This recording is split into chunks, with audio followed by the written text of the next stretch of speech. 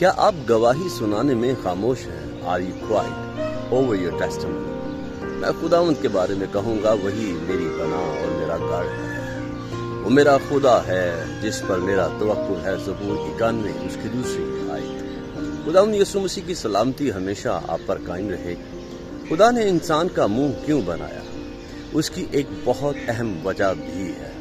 منہ صرف کھانے پینے یا بولنے کے لیے ہی نہیں بنایا، بلکہ اسے ایک بہت ہی خاص کام کے لیے تخلیق کیا گیا ہے، اور وہ ہے آپ کی زندگی میں خدا کے کاموں کا بیان کرنا اور اس کے نام کی تعظیم کرنا۔ مکاشفہ کی کتاب 12واں باب 11ویں آیت میں یوں بیان ہوا ہے، اور وہ برا کے خون اور اپنی گواہی کے کلام کے باعث اس پر غالب آئے، اور انہوں نے اپنی جان کو عزیز نہ سمجھا، یہاں تک کہ موت بھی گوارا کی۔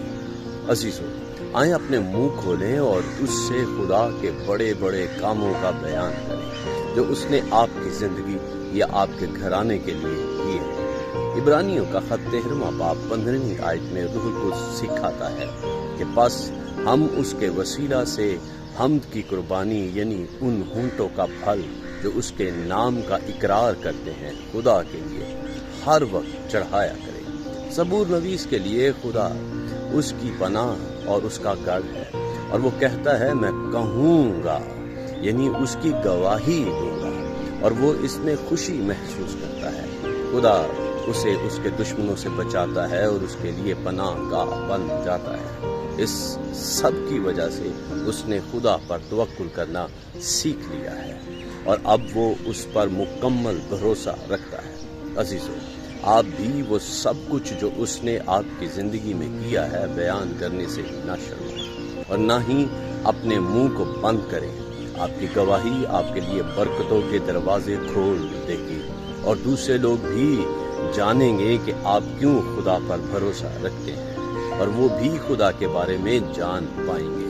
پڑھیے یوحنا کی انجیل 4 باب 28ویں سے 30ویں آیت اور 39ویں اور 42ویں آیات۔ آپ اپنی گواہی کے وسیلہ سے روحوں کو بچا سکتے ہیں۔ خدا ان کی سلامتی آپ کے ساتھ ہو۔ اگر آج آپ کو برکت ملی ہے تو گواہی کے طور پر اس ویڈیو کو دوسروں کے ساتھ ضرور شیئر کیجیے۔ آپ ہمارے یوٹیوب چینل پاسٹر انیس جاوید کو لائک، سبسکرائب اور شیئر کیجیے۔ آپ اپنی گواہی ہمارے ساتھ بھی بانٹیے گا۔